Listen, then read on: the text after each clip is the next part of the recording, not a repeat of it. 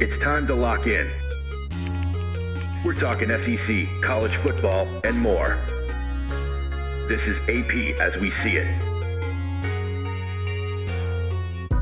I'm all about that action. I'm all about that action. I'm all about that action. I said I'm all about that action. I'm AP Steadham from LA, Lower Alabama. This is AP as we see it, a syndicated weekly 1-hour show discussing the Southeastern Conference, college football across the national scene, and other sports. Welcome to another edition of AP as we see it.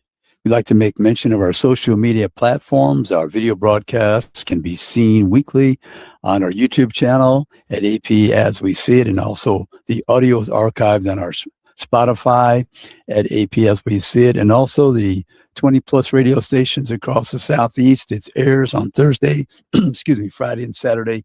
Check your local listings for those editions of AP as we see it out in, to the Southeast region. We'd also like to make mention of our sponsor, Greer's, and Greer's Market. So what a perfect time to mention them, because it's March Madness, and as we know, family, friends, and March Madness, that's a winning tradition at Greer's.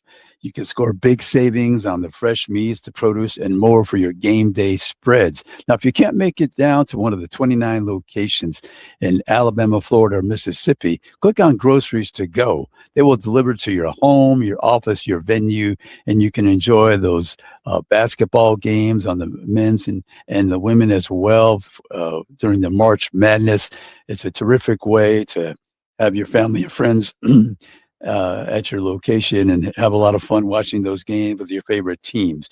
So remember, Groceries to Go online. Just click and they'll deliver to your home, office, or the venue of your choice. Also at Greer's, they have the coloring contest for the children. So that's a lot of fun for them. And they have the weekly online ads for all your birthdays, your anniversaries, the special occasions that you want to celebrate with your family and friends. And remember, Greer's got it. They guarantee it. So let's get on to the show. And we have just have to make mention of our guest. It will be segment 3 and 4. Fletcher Mackel, he's an award-winning sports anchor and reporter for WDSU, Channel 6, the NBC affiliate in New Orleans.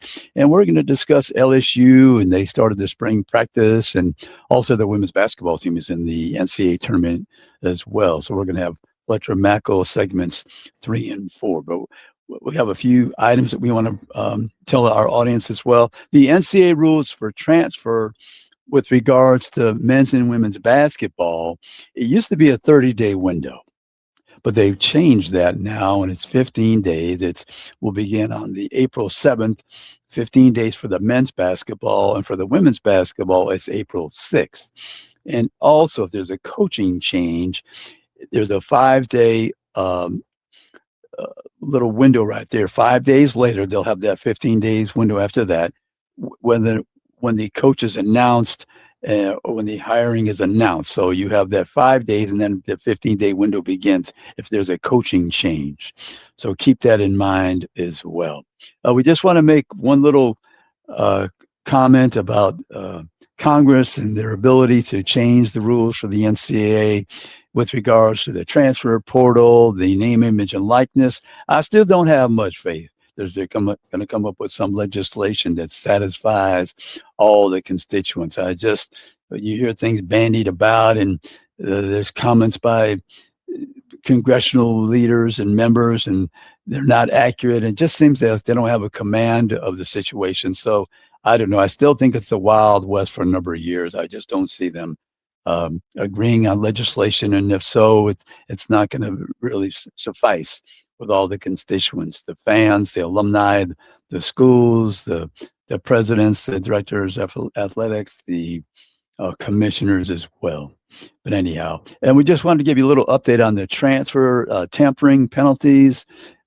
We know that there was a loophole that people were unenrolling at a school and then enrolling at a new school after the transfer portal window. We just have that one transfer portal window for the football, but the penalties that the Rules Committee suggested, they're going to keep with the prohibiting the head coach of football from recruiting and on-field coaching, all the football activities, and the administrative team meetings and all those duties for 6 games if you're caught tampering with another player and all of a sudden they show up on your campus. So I don't think there's any head coach that's going to risk not being able to coach for 6 games. It's going to look foolish. So they're going to keep that part of the penalty. And also there's going to be the fine for the 20% of your football budget. So the one that they canceled was the loss of the 5 scholarships, but they will probably proceed if they agree to things in April with those 2 particular penalties, the 6 games for the head coach and the 20% penalty on your football budget. So last week we had a projection. We were trying to give you people an idea of what might be a successful season for the Southeastern Conference. We said that if they have 1 team in the Final Four, 2 teams in the Regional 8, and 4 to the Sweet 16. Well, that happened on the men's side. We're going to go over that in a minute. So that's 4 teams in the Sweet 16 on the men's side. In the women's side, we thought because there were higher ranked teams with their better seedings, that maybe 2 Final Four teams would be considered successful, 4 Regional 8 teams and 6 Sweet 16 teams. So that also happened as well. But anyway, let's proceed to the men's basketball. The teams that made the regionals, the Sweet 16, Texas at number 11, they ended up beating North Carolina State, another 11 seeded team, upset BYU, the number 6 team. Then they upset Gonzaga, the number 3 team, and they're going to face Purdue, the number 2 team in the West region. That's in San Jose, California. So Texas at number 11, they're the only double seeded team left in the tournament, I believe. And I wouldn't consider them a Cinderella, powerful school like Texas, but that was their seeding, and they're on a 3-game winning streak, so they're pretty hot, but they're going to be really challenged by Purdue, who usually has a tough schedule in the Big Ten and other teams that they play during the year. So, and they'll probably have all the full complement of their players. So also in the West region, we have Arkansas at number 4. They beat Hawaii, a number 13 seed, and High Point, a number 12 seed. So they played some double-digit seeds to proceed to the Sweet 16 in the West region in San Jose. They will face number 1 Arizona, who's going to be a very difficult team to beat. They have a lot of height, and they've played a outstanding schedule as well. But number 4 Arkansas, they'll have a good chance, I think, to beat Arizona. And like I said, those are 2 teams from the SEC in the West region. If they both win their games, then you're going to have an automatic SEC team in the Final Four. So that's the West region of San Jose. Looking at the Midwest region, I'm sorry, and just backtrack for a second. The East region will play the West, and we told you there's no SEC teams in the East region, just the West region. So they wouldn't face an SEC team if they were to reach the Final Four in that first semifinal game. In the South, in the Midwest region, we have Alabama number 4, and they were able to beat Hofstra, number 13 seed, and Texas Tech, a number 5 seed, and they scored 90 points in both of those games, by the way. But Alabama will face the number 1 seed, Michigan, and that game will be in the Midwest region in Chicago. So there's going to be a lot of fans from Michigan. They're a tall team, 7'3", 6'9", 6'9". They're starting front court, so it's a very difficult task. Alabama, they love to shoot that 3-pointer to negate those 2-pointers. So they're going to have another very good night shooting from the 3-point line and hope they can defend those big players from Michigan down low. Just did the best they can, but they had 19 threes in their last outing versus Texas Tech. So let's see if they could have another hot night or relatively good night from the 3-point line. So they're in the Midwest region, Chicago. And the other team from the Southeastern Conference in the Midwest is Tennessee. And Tennessee beat Miami of Ohio, which was a number 11 seed. They beat a number 3 Virginia seed, and they're going to be playing the Iowa State team, the number 2 seed. So Tennessee, number 6, is facing Iowa State in Chicago, the Midwest region. So those are the 4 teams that made the Sweet 16. So the SEC, 2 teams in the West region and 2 teams in the Midwest region, Chicago and San Jose, respectively. Now we're going to look quickly, see if we can get through this. There were 6 teams in the SEC that lost. In Kentucky, they ended up losing to Iowa State by 19. Georgia lost to St. Louis. Kentucky with the 7th seed lost to Iowa State, the number 2 seed. Georgia, number 8 seed, lost to St. Louis, the number 9 seed by 25. The South region, Florida, number 1 seed, was upset by the number 9 seed by 1 point, 73-72. Iowa beat them. The Iowa Hawkeyes beat Florida. Then the South region as well, Vanderbilt, number 5. They lost by 2 points to Nebraska, the number 4 seed. And we had Texas A&M losing by 31 to Houston, the number 2 seed. Texas A&M was number 10 seed. And in the West region, Missouri lost to Miami, University of Miami, Florida. Mizzou, the number 10 seed, lost to Miami, the 7th seed by 14. So I would say basketball, as we all know, is a tournament sport. And you have to do well to, I think, to consider having a successful season. And I'm not discouraged by the losses as much as by the margin. Kentucky by 19, Georgia by 25, Texas A&M by 31, and Mizzou by 14. So that's all double digits for those 4 of the SEC teams that lost. There were 6 teams total. The other one, Florida by a point and Vanderbilt by 2 points. Great ball games. But I think those other 4 schools that lost by double digits, they're highly disappointed by losing double-digit figures to these other teams in the NCAA tournament. But anyway, we're going to be right back after these messages with more of AP as we see it. Hi, I'm AP Steadham for Greer's Markets. If you're planning a big party or for every day, shop at Greer's for delicious food, beverages, and snacks. Save time and money by checking on Greers.com and use Groceries to Go to get your Greer's groceries delivered. Look at the weekly ad for more information. 29 locations in Alabama, Florida, and Mississippi, serving the region since 1916. Remember, Greer's got it. They guarantee it.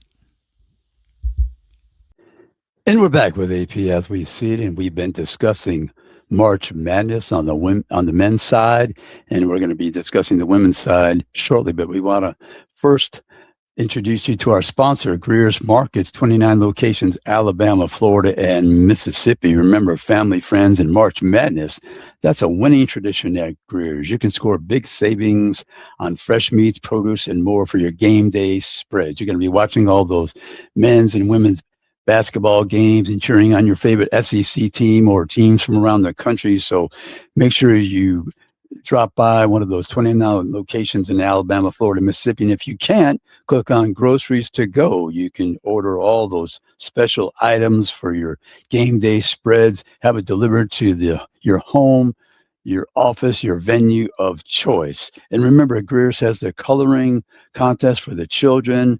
That's very exciting for them. Look at the weekly online specials for all your holidays and anniversaries and birthdays and ball games. So check out Greer's online. You can get all those specials. They're right there online for you to visit and request through the Groceries to Go online. And remember, Greer's got it. They guarantee it. So we're going to get back to our show and discussing the NCAA March Madness tournament. Continue with the men's. We just wanted to say at this point, all these teams on the men's side and the SEC, number 11, Texas, number 4, Arkansas, number 4, Alabama, number 6, Tennessee in the Sweet 16.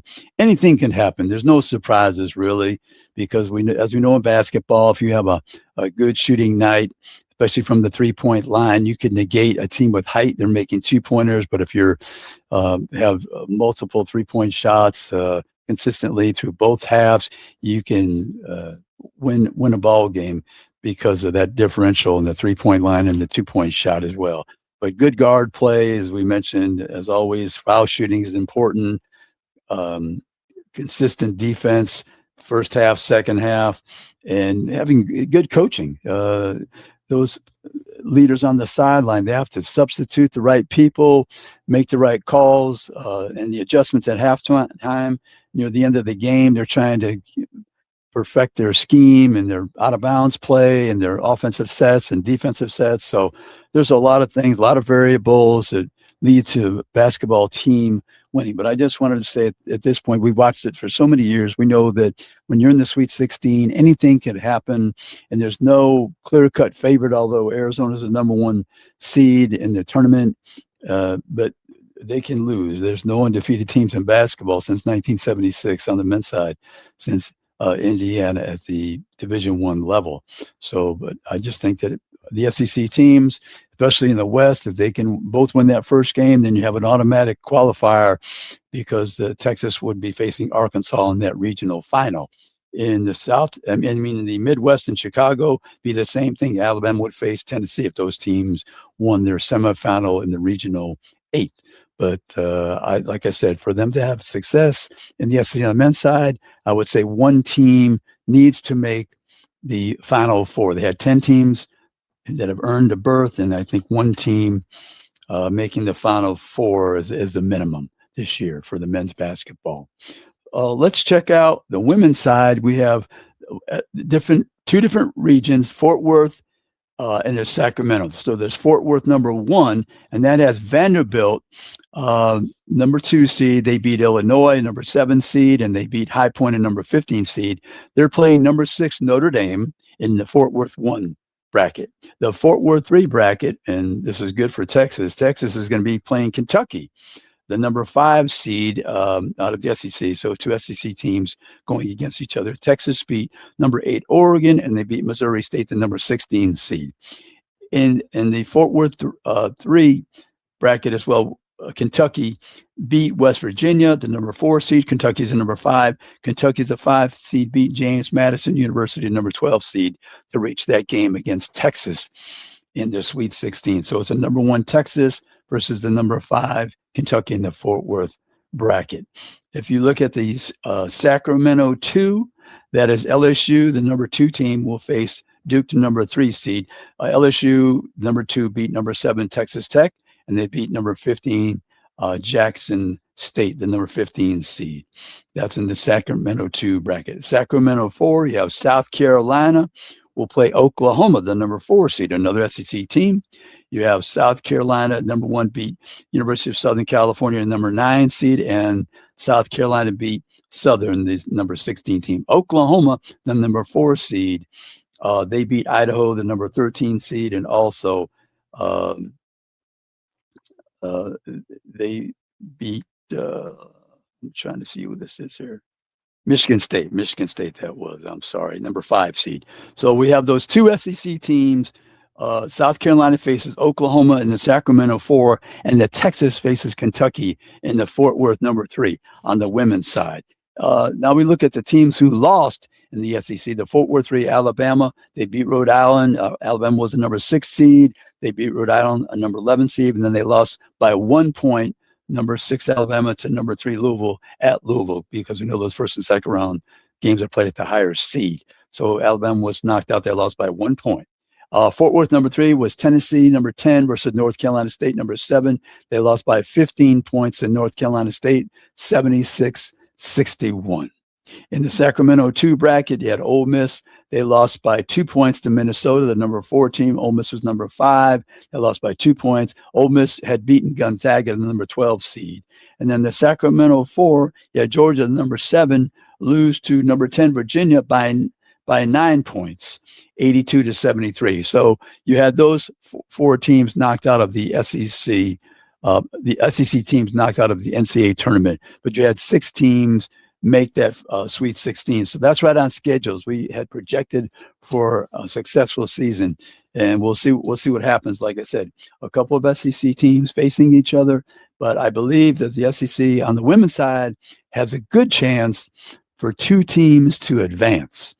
And we know there's a disparity in the top level teams on the women's side. So when there is an upset by a lower seed, it's surprising. It's very surprising. Whereas on the men's side, an 8-9 teams beats a 1, not so much. And like I said, when these teams compete in the NCAA tournament, yes, you're not happy if they lose, but you don't like to see any blowouts. You like to see them be competitive. And so on the women's side for the SEC, for the most part, that seemed to be a case. I mean, Tennessee lost by 15, and they were on a losing streak. They ended up with, I think, 8 losses in a row at the end of the season, first time in 55 years of the program. And Georgia lost by 9. The other 2 teams by 1 point and 2. So I would say they represented themselves well in the NCAA tournament on the women's side. Men's side, I think I'd be disappointed if I was Kentucky with a 19-point loss, Georgia 25, Texas A&M for sure, because they were playing Houston, a team in their state. They're recruiting against them, lost by 31 points. Missouri at 14, I probably could live with that, but that 31 points and 25 and 19, I think it was a surprise and a disappointment both for those three teams to lose by such a margin. But anyhow, this is the NCAA basketball tournament on the men's and the women's side. I look forward to these games. I think on the men's side, all these teams could win in advance. I'd like to see one team get there. I will be in Indianapolis to cover the event, as I am every season, and they give us tremendous access to the players, to the coaches. Try to get there a couple days in advance, and we have a few days before the tournament started to speak with the players and the coaches, watch them have an hour practice, shooting practice, really run up and down the court, break a little sweat. And then another good thing about being at the Final Four, the Naismith Memorial Basketball Hall of Fame inductees will be announced for the class of 2026. So that's always exciting. You get a chance to speak to those players. There could be women. There will be inducted men. There could be from this country. There's teams that are inducted. There's foreign players that are inducted, coaches on every level that are inducted. So it's a lot of fun to be there on that over the weekend where the Naismith Memorial Basketball Hall of Fame out of Springfield makes those announcements. But I'm really excited to see the men's tournament and be there. Hopefully there's going to be one SEC team, at least at a minimum. It'd be great to have two like they did last year, but that's an exceptional year. And like I said, I'm wishing that they have one team from the SEC represented. And I think that all these four teams have a chance. I mean, Alabama, we know they can shoot the lights out and just overwhelm somebody with a three-point shot. We know Darius Acup Jr. is a prolific scorer. Can he have another 30-point game against the number one Arizona team? Texas, even though they might not have the talent of some of these other teams, they believe they can win. They had 3 straight wins in 5 days. So they're going to be a tough out, I believe, in this tournament. And in Tennessee, we know that they could play defense. It's always a question of the offense with Tennessee and Rick Barnes' teams. That's always a question mark. And on the women's side, we know there's a strong contingent of teams that are in the tournament on the women's side. South Carolina 1 seed, and LSU number 2 seed, Texas the number 1 seed, and Vandy number 2 seed. Besides the other teams we mentioned, Kentucky and Oklahoma. But anyway, we're going to be right back after these messages with our very special guest, Fletcher Mackel, the sports anchor reporter from WDSU 6 NBC affiliate in New Orleans, to discuss LSU and some of their athletic programs. So we'll be right back after these messages with AP as we see it. Hi, I'm A.P. Steadham for Greer's Markets. If you're planning a big party or for every day, shop at Greer's for delicious food, beverages, and snacks. Save time and money by checking on Greers.com and use Groceries to Go to get your Greer's groceries delivered. Look at the weekly ad for more information. 29 locations in Alabama, Florida, and Mississippi, serving the region since 1916. Remember, Greer's got it. They guarantee it. And we're back with AP as we see it, in our very special guest, a friend of the show, award-winning sports anchor and reporter Fletcher Mackel from WDSU Channel 6, the NBC affiliate in New Orleans. And it's a quiet front, correct, Fletcher? I'm just kidding. Yeah, it's crazy. Never a dull moment with LSU. Looks like Will Wade is coming back. Fired in 2022, Will Wade will be returning as the men's basketball coach, according to several national reports. So we're going to have a university with Kim Mulkey, Lane Kiffin, and Will Wade. I mean, it is if it's not drama in theater at LSU, I don't know what it is. Fletcher, I don't know if you can recall. I just can't remember a situation like Will Wade coming back to a school. No, I can't either. I mean, look, look, it's a different university president. It's a different athletics director. It's a different time with NIL and open transfer. So a lot has changed in the 4 years since he was fired, and really the 5 or 6 years since his controversy. He was part of all the FBI wiretaps with, Yes. the looking in the seediness of college basketball, so to say. And he got caught on a wiretap talking about a damn strong offer to a player. And Yeah. in the LSU athletics director at the time, they investigated the university president. Well, now we have a new president at the university. We have a new athletics director. Will Wade was always very popular, and he was a winner. Look, he went to the NCAA tournament 3 times. It would have been 4 had the COVID year not erased everything. He went to the Sweet 16. He was a winner. They won the SEC regular season. He was very popular with the media. He was very popular with the fans. He was very popular with his players.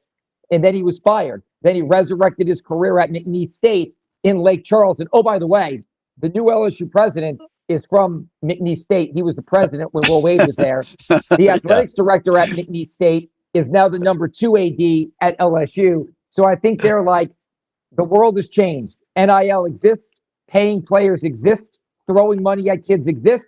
Let's bring back Will Wade in right or wrong, so to say. Name, image, and likeness. Now it's legal. And then this is only a Louisiana story. It has to be. If it's going to happen anywhere, it's Louisiana. Yeah, it's awesome. It's funny. But he's a winner, like you said, and everybody loves a winner. So I guess he'll do fine. But anyhow, so Lane Kiffin starts his spring football, and big things are expected. Fletcher, I was just going to explore something. Per capita, I guess LSU or state of Louisiana has quite a few high school players that are highly rated over the history of college football. Plus, he's the transfer portal king. So what's his excuse for not winning? Lane Kiffin. Is none. I mean, there is none. There is none. I mean, look, this is the thing. This is a $200 million endeavor for LSU. It cost $50+ million to fire Brian Kelly. It cost $90+ million to hire Lane Kiffin. It cost more than $10 million to fill out his staff, and his roster is $40 million. There is no 8-4. Look, nobody's getting fired. You can't fire him after this year. But you have not done everything you have done to go 8-4 and say we need another year. In the world of NIL, open transfer, it's win now. They made these moves. Brian Kelly was brought in to win immediately. And look, Jaden Daniels won a Heisman Trophy. They won. But 9-3 isn't good enough. They never went to the playoffs. Brian Kelly never fit in, and they pushed him out. Lane Kiffin has said and done all the right things. He rode in Mardi Gras parades. He's everywhere in Baton Rouge. But he needs to win. And there's no excuses. I mean, his roster is loaded. His coaching staff is loaded. He's got a talent-rich state. He's got every opportunity. There are no excuses. It is expected, whether it's fair or unfair, and he knows this, even though he won't say it, is they expect Nick Saban at Alabama.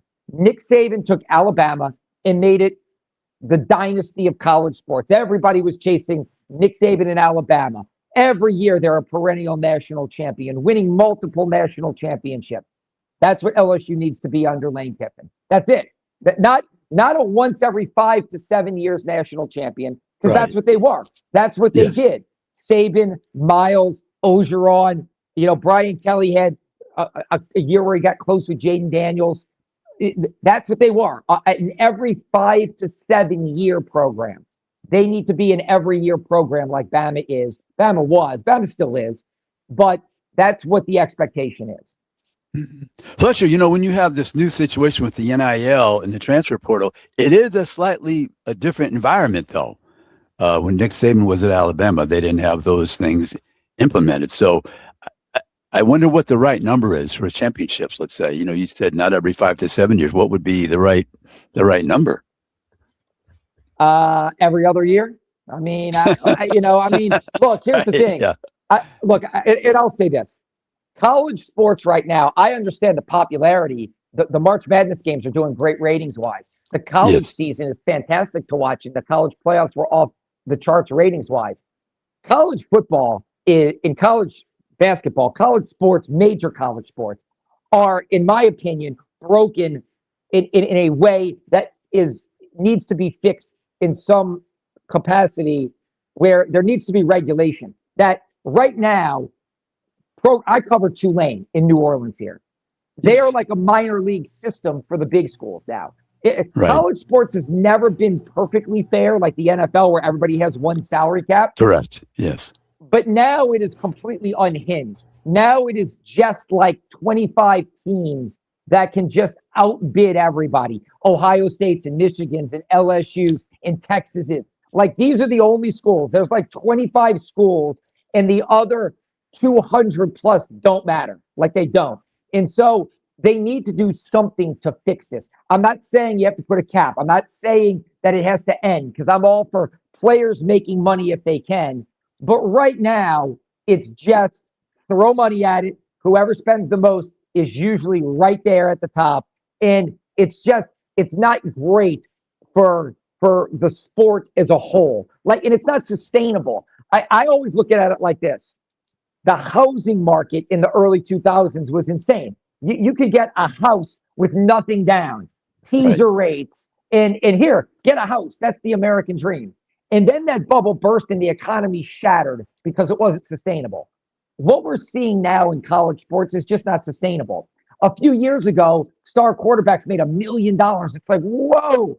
Now, 3 years later, LSU's throwing $5 and $6 million at a kid. Miami's throwing $5 and $6 million at a kid. Texas Tech is throwing $5. What's next year? 7 or 9 million? Like, when does it stop? It's just, again, I'm not saying I have answers, but major college sports at the highest level right now, it's like the Soviet Union after the fall of communism. It is just like the Wild West where anything goes, and we'll figure out the rules and regulations later. Right. Yeah. The sustainability part, I'm thinking, well, if everybody spends all their money, then, as you say, the market will settle. That's the way I view it when I hear somebody say it's not sustainable. Okay, fine. Everybody's going to spend their money and the prices will come down, just like the housing market, as you described. So, but I don't know. But I still think it's the Wild West for a while. I don't look forward to Congress coming up with something that could solve these issues satisfactorily.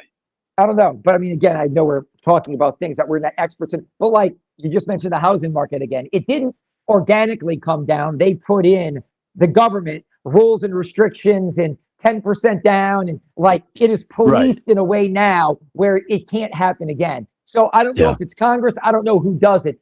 But look, the sacred cow universities have no interest in policing it because they're the ones that benefit from it. The big schools with all the power have no desire to regulate it because it benefits them. But it's not healthy for the sustainability of the sport. Look, I referenced Tulane. Tulane for 4 straight years has played in their conference championship game. Last year, they made it into the college football playoff. Every year, they lose coaches. They lost Willie Fritz to Houston, bigger program, a lot of money. They lost John Summerall to Florida, bigger program, a lot of money. And it's not just the coaches. They lose their best players every year. They lost their quarterback to Duke, and now he's at Miami. Every year, they have a championship caliber program, and schools just come in and raid their roster. And it just is not good for the overall health of the sport. Yeah, probably not. And but the fans still keep showing up, despite the complaints and despite the fact that they don't like the transfer portal and the NIL. But I say to myself, hey, you wouldn't have a Vanderbilt without the transfer portal and the NIL, or maybe even a Tulane to some degree. So I say it's good for a team where you can acquire a talent every year to move from maybe 6 wins to 8 to 9, something like that. I still think it's in the best interest of schools and their fans to have hope from year to year. Look, I agree. Hope is the most important thing. But like we can both spin it both ways. I agree with what you're saying. The transfer portal is the best thing that happened. Kids shouldn't be locked in if their coach leaves and they have to sit out. But guys shouldn't be able to just every semester jump ship to the highest bidder. Like that I think we're saying the same things in a different way. I'm open to a guy saying, I would like to transfer. How about one free transfer? Like just a reference point again. Darian Mensah was the quarterback at Tulane. Led him to a conference championship. Duke gave him $4 million, so he jumped to the ACC. Now Miami has given him 6, so he jumped to Miami. Guys going to 3, 4, and 5 schools, jumping ship every semester, I'm fine with one open transfer. Or if a coach leaves, you get another open transfer. But what you shouldn't have is, hey, every semester I'm open for business as a free agent and I can jump whenever I want, however I want. That's it. Hey, Fletcher, we're going to be right back after a few messages with another edition of AP as we see it with our very special guest, Fletcher Mackel from the NBC affiliate in New Orleans. We'll be right back after these messages with AP as we see it.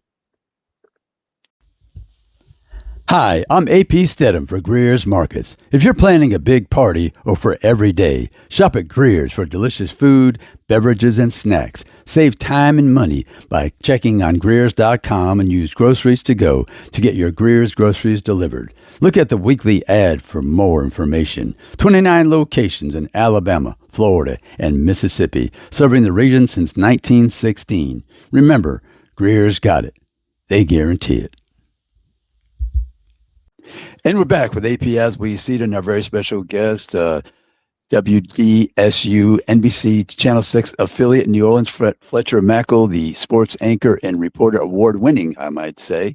And Fletcher, we were talking about transfers, but by the way, Levitt, the quarterback from Arizona State, he started at Michigan State, right, I think, and then now this is his third school, LSU. So here we are with a triple transfer quarterback at LSU, and Lane Kiffin is pinning all his hopes on this quarterback. Yeah, and he looks pretty good. He's got a Liz Frank foot injury, so he's going to be a little limited in spring football, but he was still spinning it at practice on Tuesday. That was the first day the media could go out there. First time we saw Lane Kiffin on the field. First time we saw Sam Levitt. So he's good. I mean, look, he took Arizona State or helped take them to the playoffs 2 years ago. He's a really good player. Before his injury last year, he was the guy people were talking about as a potential high NFL draft pick. The expectations are sky high. But it gets better. And look, LSU is playing the game, so to say. Like, I hate to say this, it's the old line, don't hate the player, hate the game. The game is set up in a certain way for schools with money and power to succeed. LSU has money and power. But just what we talked about earlier in our previous segment, he started at Michigan State. He's at Arizona State. Good program. They went to the playoffs, trying to build something special. LSU swoops in with more money. I'm out of here. I'm going there. Look, you can't even do that in pro sport. If you sign a contract with a team, you can't say, hey, I had a big year. I'm leaving you all. I'm going to another team that wants to, you know what I mean? Like, that's where I feel like there needs to be some type of structure, guidelines. We talked about Nick Saban. I think Nick Saban has a lot of common sense strategies that would fix college athletics. And again, it doesn't need to be drastic overhaul. It was too rigorous before. It's too loose and wide open right now. There is a common sense happy medium somewhere. But look, LSU should be good. Lane Kiffin's a great coach. He's won everywhere he's been. He's a fantastic offensive mind. He's got crazy good skill players, and he's got a really good quarterback. LSU should be scary good in 2026. They have a transfer wide receiver. What's his name? Jackson Harris. Is that from Hawaii? Yeah. And then they have Trades Green. Trades Green is the one that, because look, they have a ton of transfer receivers. And again, I don't know if we have to go through them all because, you know, they pulled in like 11 transfer receivers. I'm not kidding when I say that. It's crazy. My goodness, Right. So I think Kiffin realized, I got a quarterback. I need some more playmakers here. The one he singled out after the first practice is his tight end. And his tight end is more of a hybrid tight end, big receiver. I'm curious to see how he looks in the NFL because he's a 6'7" former basketball player in Trades Green. And he's a great mismatch target in the red zone. And Kiffin just talked about off the charts physically what he is. And so I would expect him to be utilized in a way, especially in the red zone, that is a massive mismatch in the SEC. That's the best mismatch on the field if you have a good one like him with that physical height and speed, and because people can't guard him. So, yeah, I bet Lane Kiffin. I'm interested to see how he uses that tight end, if it's real consistent, you know, every game, and not just glimpses of and flashes of being successful. So, but anyhow, anything else you'd like to say about the LSU football team with Lane Kiffin? Anything, you know, the schedule, for instance, they open up with the other Tigers from Death Valley. So we're going to have the matchup of the Tigers and the Death Valleys. That was last year. That was number 3 versus number 6 or something like that. Clemson was 3, LSU was 6. It was, Klubnik and Nussmeier, 2 potential first-round draft picks. It goes to show you how things can go so off the reservation, so to say, very fast. That was a game that everybody thought the winner of that game is going to be a national championship contender. LSU won that game. It felt really good about themselves. Clemson spiraled and had their worst season in recent years under Dabo. LSU felt really good and then followed the same path as Clemson. The quarterback didn't live up to the hype. The team didn't live up to the hype. Yeah. But yeah, so now they're doing it this year in Baton Rouge. LSU, Clemson, the expectations will still be sky high. And then here's the one, though. LSU plays Clemson. Then they've got kind of a get-right game, so to say, the rent-to-win game against Louisiana Tech, even though Tech's a solid program. Then they go to Oxford. September 19th, week 3, Lane Kiffin returns to Ole Miss. That is going to be insanity.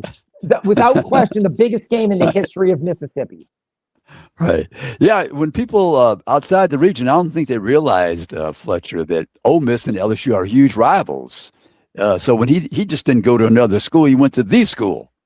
He went. I mean, look, Ole Miss and Mississippi State are big rivals, but I think Ole Miss looks at LSU is more of their real rival because they've always been a little bit more superior athletically. Maybe not in baseball historically, but in other sports too. They've looked at themselves different than Mississippi State. They look at themselves far more like an LSU. And so, I mean, look, last year, that was an absolute insane circus. Lane Kiffin coming to Baton Rouge, him returning to Oxford. It is going to be, the intensity is going to be, I remember when Nick Saban came back to Baton Rouge coaching Alabama. Like, the intensity was palpable. This, I think, is going to be even more insane. Now that social media exists and fan interest is at maybe an all-time high, it is going to be like nothing we've ever seen. Kiffin back in Vaught Hemingway coaching the LSU Tigers against Ole Miss. Yeah, it'll have to be the highest priced ticket ever in Oxford, I would think. Yeah, no doubt. Fletcher, the other teams on the schedule, they have Texas, I guess, plays at Baton Rouge. They have a really good home schedule this year, LSU. I'm sorry, I kind of lost you there, AP.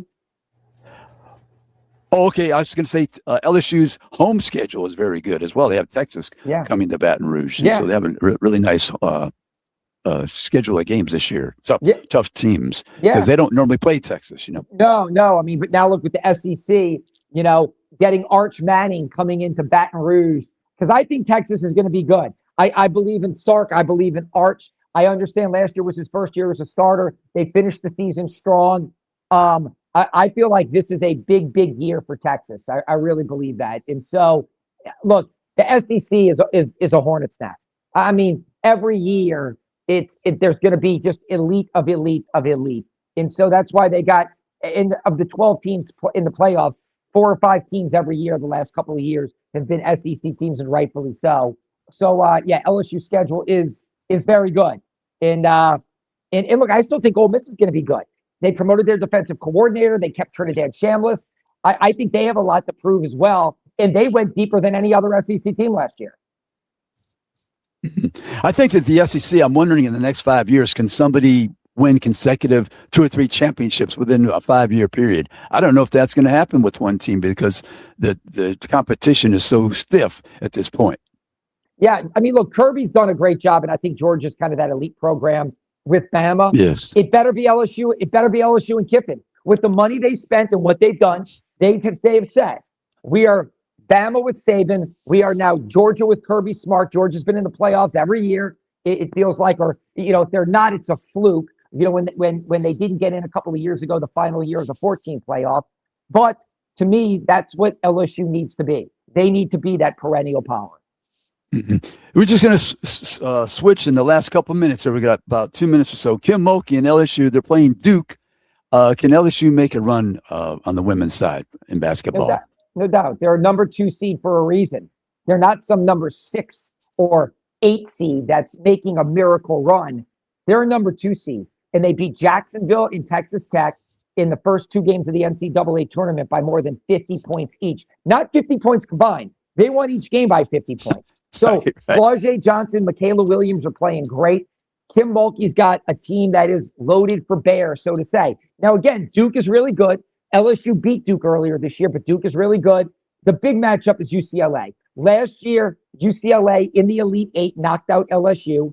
They potentially get them again on Sunday to go to the Final Four. LSU easily could be in the Final Four, but it's not the easiest road. It's, Duke is good and UCLA is really good, but if they're there, it wouldn't be a surprise. Yeah, UCLA, I saw them play in the tournament in Las Vegas. They have the big gal.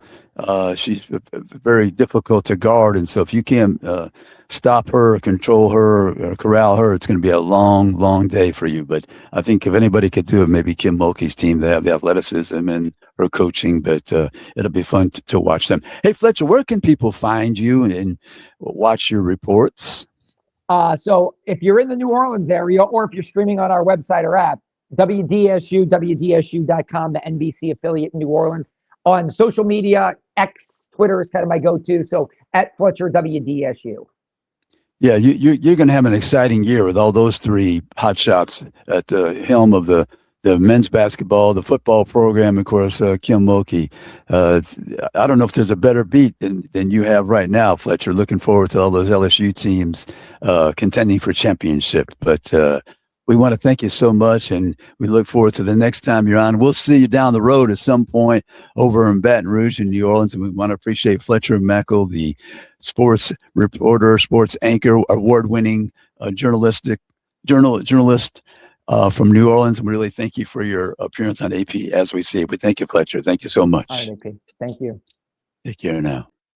And that's our show. We'll be back next week with another episode of AP As We See It. We'd like to thank our guest, Fletcher Mackel, the award-winning sports anchor reporter from WDSU Channel 6 NBC affiliate out of New Orleans. And we'd like to thank our sponsor, Greer's Markets. Remember, Greer's got it.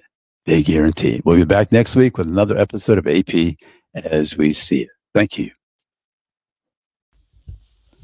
Hi, I'm A.P. Steadham for Greer's Markets. If you're planning a big party or for every day, shop at Greer's for delicious food, beverages, and snacks. Save time and money by checking on Greers.com and use Groceries to Go to get your Greer's groceries delivered. Look at the weekly ad for more information. 29 locations in Alabama, Florida, and Mississippi, serving the region since 1916. Remember, Greer's got it. They guarantee it.